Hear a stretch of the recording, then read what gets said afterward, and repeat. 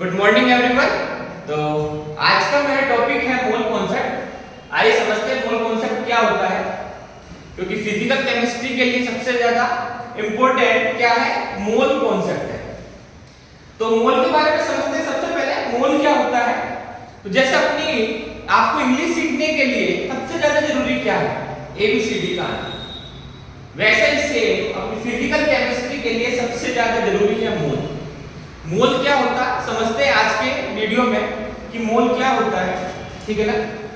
देखिए, जब आप बाजार जाते हो तो बाजार से कोई सामान लेकर आते हो तो आप उस सामान को कैसे लेकर आओगे, या तो उस सामान का आप वजन कराकर लेकर आओगे, या फिर आप उस सामान को कैसे लेकर आओगे, या फिर आप उसको काउंट करके लेकर आओगे। मान लीजिए सपोज करो आप बाजार गए और आपको एप्पल लेने, एप्पल आप लेकर कैसे आओगे, 1 kg एप्पल लेकर आओगे या फिर 2 kg एप्पल लेकर आओगे, ठीक है। और अगर आप मान लो सपोज करो बाजार गए और आपको क्या लेने, जूते लेने, तो आप कैसे लेकर आओगे, एक जोड़ी जूते लेकर आओगे। किलो के हिसाब से लेकर आओगे नहीं, उसको कैसे लेकर आओगे, एक जोड़ी चाहिए, 2 जोड़ी चाहिए, तो वो आपको उसी हिसाब से जूते देगा। या आपको मान लो सपोज करो बनाना लेने, तो बनाना कैसे लेकर आते हैं हम लोग, दर्जन में लेकर आते हैं, 1 दर्जन 2 दर्जन इस तरीके से बनाना लेकर आओगे। मान लो अगर आप 1 दर्जन बनाना लेने गए तो आपको वो काउंट करेगा, तो आपको काउंट करके आपको 12 केले दे देगा। तो कहने का मतलब क्या है, जब आप बाजार जाते हैं और बाजार से कोई सामान लेकर आते हैं तो या तो आप सामान को काउंट कराकर लेकर आते हो या फिर आप उसको वजन कराकर लेकर आते हो, ठीक है। वैसे ही सेम अपनी केमिस्ट्री के अंदर भी है।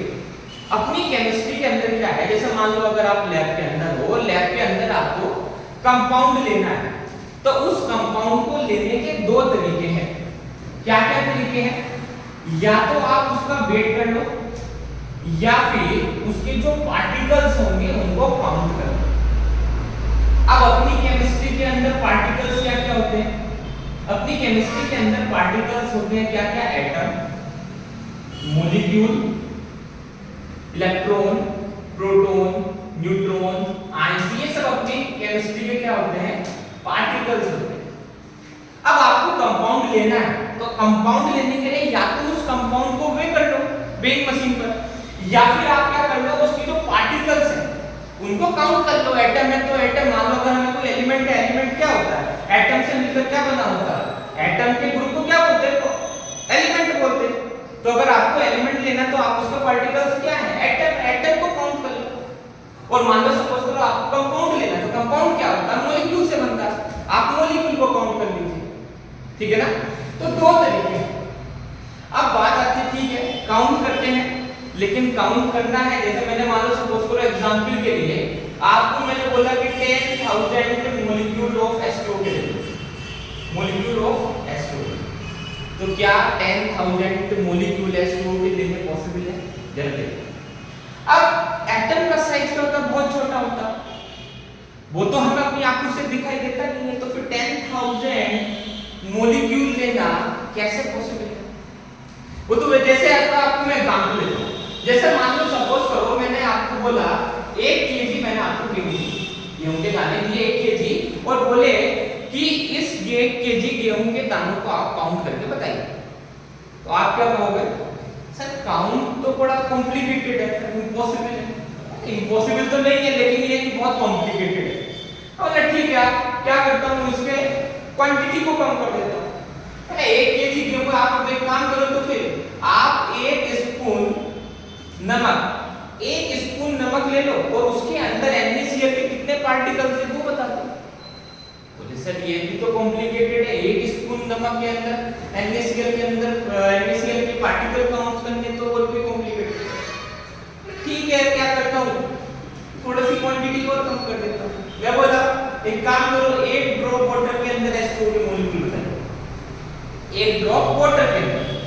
बोले सर मॉलिक्यूल तो हमें अपनी आंखों से दिखाई नहीं देता, उसको हम काउंट कैसे करेंगे, तो बहुत कॉम्प्लिकेटेड है। वैसे ही सेम यहां पर मैंने अभी जो आपको एग्जांपल दिया था कि 10 के मॉलिक्यूल काउंट करिए, कहने का मतलब क्या है कि एटम हमें अपनी आंखों से दिखाई नहीं देता, मॉलिक्यूल हमें अपनी आंखों से दिखाई नहीं देता है, मतलब उसको काउंट करना एक कॉम्प्लिकेटेड जो होता है, आप उसको काउंट नहीं कर सकते। वही उसी प्रॉब्लम का सॉल्यूशन क्या लेकर आता है? मोल। मोल क्या करता है जरा देखिए ध्यान से समझिए। यहाँ पर एक मैजिकल नंबर आता है जिसको बोलते हैं एवोगाड्रो नंबर। अब एवोगाड्रो नंबर के अंदर क्या होता है? एवोगाड्रो नंबर क्या होता है? 6.022 into 10 to the power 23। इसको बोलते हैं क्या? Avogadro number. अब एवोगाड्रो नंबर को बात करते हैं, एवोगाड्रो नंबर जिसको रिप्रेजेंट करते हैं इससे n से। क्या होता है? 6.022 into 10 to the power 23। इसको बोलते हैं एवोगाड्रो। अब जरा देखिए ये आपको कैसे हेल्प करेगा, जरा समझते हैं, जरा देखिए।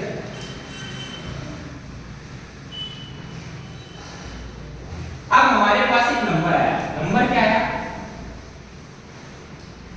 6.022 into 10 to the power 23। जिसको क्या बोलते हैं हम? एवोगाड्रो नंबर बोलते हैं। किससे रिप्रेजेंट करते हैं इसको? n से रिप्रेजेंट करते हैं। जैसे आप अभी मैंने आपको एक एग्जांपल दिया था, जब आप बाजार जाते हो सामान काउंट कराकर लेकर आते हो, और जैसे मैंने आपको बोला कि आपको 1 दर्जन बनाना लेकर आने हैं, तो आप कितने बनाना लेकर आओगे? 12 बनाना लेकर आओगे कि नहीं आओगे? ठीक है ना? ऐसा और भी यूनिट है, दर्जन यूनिट नहीं है। जैसे मान लो एक स्कोर होता है, एनसीईआरटी के अंदर मेंशन है कि एक स्कोर है और एक स्कोर के अंदर कितने आर्टिकल्स हैं? एक स्कोर के अंदर कितने आर्टिकल्स हैं? 20 आर्टिकल्स। एक ग्रोस होता है, एक ग्रोस, 1 ग्रोस के अंदर कितने आर्टिकल्स होते हैं? 144 आर्टिकल्स। 144। मान लो आपके पास 144 पेंसिल है, तो आप क्या बोल सकते हो? आपके पास कितनी पेंसिल? 1 gross pencil. ठीक है बात? वैसे ही सेम आया हमारे पास Avogadro number 6.022 into 10 to the power 23। Avogadro number क्या हुआ? इसको हम क्या बोलते हैं? 1 मोल। तो 1 मोल इज इक्वल टू क्या हो जाएगा? 6.022 into 10 to the power 23 articles. जैसे हमारे लिए दर्जन है, जैसे हमारे लिए स्कोर है, जैसे ग्रोस है, वैसे हम अपनी केमिस्ट्री में क्या पढ़ते हैं? ऐसे सेम हम पढ़ते हैं अपनी केमिस्ट्री के अंदर 1 मोल। मतलब अगर आपके पास 6.022 into 10 to the power 23 articles हैं, तो इसका मतलब आपके पास कितने आर्टिकल्स हैं? 1 मोल आर्टिकल्स। कितने? 1 मोल। जैसे अभी हम बात कर रहे थे कि मैं अब बात कर रहा था हाइड्रोजन के मॉलिक्यूल की, कि आपके पास 1 ड्रॉप है और 1 ड्रॉप वाटर के अंदर आपको काउंट करने थे कितने नंबर ऑफ मॉलिक्यूल्स होंगे H2O के। तो अगर आप मुझे एक बात बता दोगे कि आपके पास 1 मोल H2O है, आप बता दोगे मुझे क्या कि अगर आपके पास 1 मोल H2O है, तो 1 मोल H2O है तो उसके अंदर कितने मॉलिक्यूल्स होंगे? 6.022 into 10 to the power 23 molecules उसके अंदर प्रेजेंट। या आपने बोला कि मेरे आपके पास क्या है? 1 मोल हाइड्रोजन। तो 1 मोल अगर हाइड्रोजन है तो इसका मतलब आपके पास कितने एटम होंगे हाइड्रोजन के? 6.022 into 10 to the power 23 atoms present होंगे। मतलब अब जैसे हमारे पास दर्जन था, जैसे हमारे पास स्कोर था, जैसे हमारे पास ग्रोस था, वैसे अपनी केमिस्ट्री में हम लोग क्या पढ़ते हैं? 1 मोल को पढ़ते हैं जिसकी वैल्यू होती है 6.022 into 10 to the power 23। ये है जिसको क्या बोलते हैं? हम एवोगाड्रो नंबर बोलते हैं। ठीक है ना? इतनी बात समझ में आ गई? चलिए अब देखते हैं कुछ और चीजें।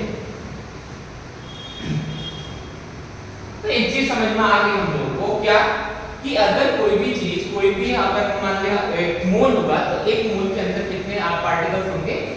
6.022 into 10 to the power 23 particles उसके अंदर प्रेजेंट। ठीक है ना? अब मैंने आपसे बोला कि आपके पास 5 मोल H2SO4 है, और बताइए इसके अंदर कितने नंबर ऑफ मॉलिक्यूल्स H2SO4 के प्रेजेंट होंगे? कितने मॉलिक्यूल H2SO4 के प्रेजेंट होंगे? तो आप कैसे बताओगे कि सर 1 मोल H2SO4 के अंदर कितने मॉलिक्यूल प्रेजेंट होंगे? 6.022 into 10 to the power 23 molecules present होंगे। और है कितने मोल आपके पास? 5 मोल है।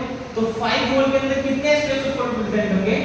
5 into 6.022 into 10 to the power 23। तो ये कितना आ जाएगा? लगभग ये आ जाएगा लगभग 30 into 10 to the power 23, जिसको मैं लिख सकता हूँ 3 into 10 to the power 24 molecules present clear बात।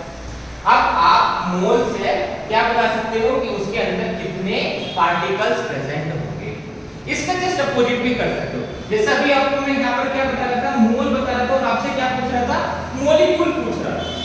वैसे से कभी-कभी क्वेश्चन उल्टा भी पूछ लेता है, आपको वो नंबर ऑफ मॉलिक्यूल्स बता देगा कि इतने नंबर ऑफ मॉलिक्यूल्स हैं और आपसे वो क्या ये गिवन कर देगा और पूछ क्या लेगा, नंबर ऑफ मोल्स के बारे में पूछ लेगा, बता देगा कि आपके पास जो नंबर ऑफ मॉलिक्यूल है वो कितने हैं, आपको बता देगा कि 12 × 10⁻23 मॉलिक्यूल्स हैं। तो बताइए कितने मोल हो गए। अब एक मोल्स के अंदर कितने मॉलिक्यूल है, एक मोल्स के अंदर कितने मॉलिक्यूल होते हैं, 6.022 × 10⁻23। तो क्या होगा कि 6.022 × 10⁻23 के अंदर कितने 1 मोल। तो 12 एक के अंदर कितने होंगे 1/6.022 × 10⁻23 मोल। और हमारे पास है कितने 12 × 10⁻23 मॉलिक्यूल।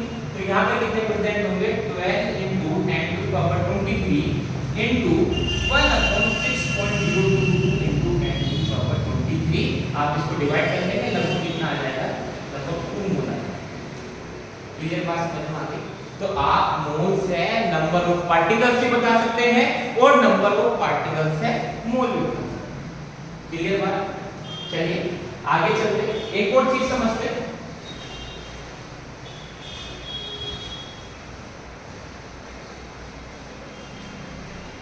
एक और चीज समझते, जैसे एग्जांपल के लिए हम क्या है, देखिए वेट ऑफ पार्टिकल। देखिएगा अगर मैंने सपोज करो आपको एक मेरे पास बोतल है, ठीक है, एक मेरे पास बोतल है और इस बोतल के अंदर मैंने आपको बोला कि इसके अंदर 25 ग्राम H2O है। वैसे तो बोतल क्या होता लीटर में होता, लेकिन लीटर से हम क्या निकाल सकते हैं, उसका मास निकाल सकते हैं। किससे, डेंसिटी से निकाल सकते हैं। वाटर की डेंसिटी क्या होती है, लगभग 1 के आसपास ही होती है। तो density equal to mass upon volume से क्या निकाल सकते हैं, मास निकाल सकते हैं।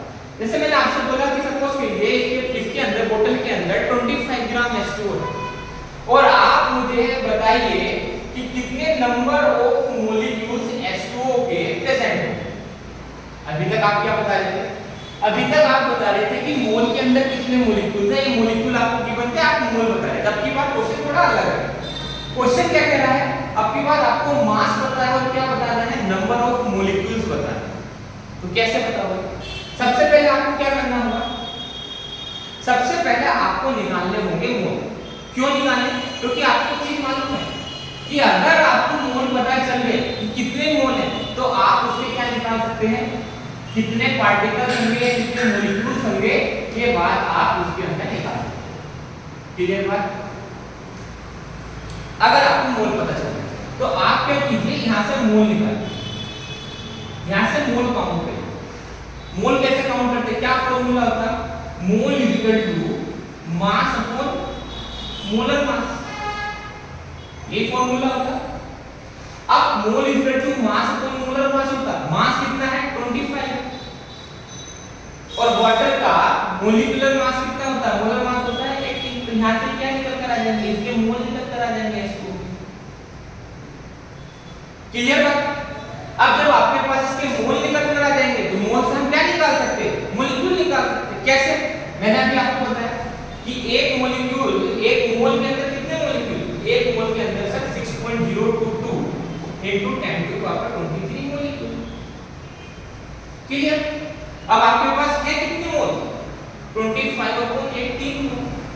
तो 25/18 मोल के अंदर कितने मॉलिक्यूल प्रेजेंट होंगे, तो 25/18 into 6.022 into 10⁻23। ये अप्रोक्सीमेटली कितनी बार चला जाएगा, 3 बार चला जाएगा। और ये फाइनल आंसर कितना बन जाएगा, इसको डिवाइड करेंगे तो ये आ जाएगा लगभग 8.3 into 10⁻23। मतलब आपसे अगर मैंने बोला था, क्वेश्चन मेरा ये था कि मेरे पास 25 ग्राम H2O है, आप इसके अंदर बताइए कितने नंबर ऑफ मॉलिक्यूल्स H2O के प्रेजेंट होंगे। तो हमने क्या किया, पहले मास से क्या निकाला, मोल निकाले, क्योंकि हमें मालूम है मोल और मॉलिक्यूल के बीच में रिलेशन।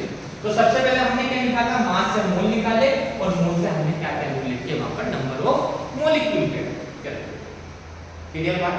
तो ये था आज का टॉपिक। बाकी इसमें और भी बहुत सारी चीजें इंपॉर्टेंट है जो हम नेक्स्ट वीडियो के अंदर कवर करेंगे। Thank you.